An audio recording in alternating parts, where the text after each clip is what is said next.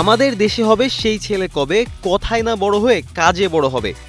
আমাদের দেশে না হলেও পাশের দেশে ঠিকই আছে এমন একজন।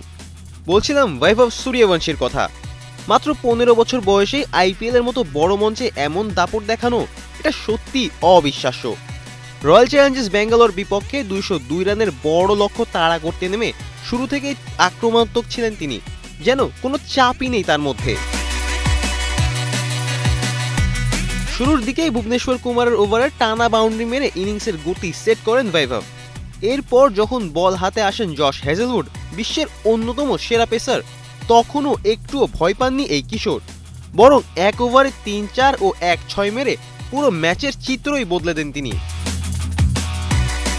মাত্র 15 বলেই তুলে নেন 50, যা তাকে আইপিএল এর দ্রুততম ভারতীয় টানা সপ্তমবারের মতো বেস্ট টিস্যু পেপার ব্র্যান্ড হিসেবে স্বীকৃতি পেয়েছে বসুন্ধরা টিস্যু। ব্যাটারদের তালিকায় জায়গা করে দেয়। এর আগেও মুম্বাই ইন্ডিয়ান্সের বিরুদ্ধে তিনি জসপ্রীত বুমরার মতো বিশ্বসেরা বোলারের বিপক্ষে প্রথম বলেই ছক্কা হাঁকান, যা প্রমাণ করে তিনি বড় মঞ্চের জন্য তৈরি। নিজের ব্যাটিং নিয়ে বৈভব বলেন, তিনি বোলার নয়, শুধু বলটাই খেলতে চান। আর এই আত্মবিশ্বাসই তাকে আলাদা করে তুলেছে।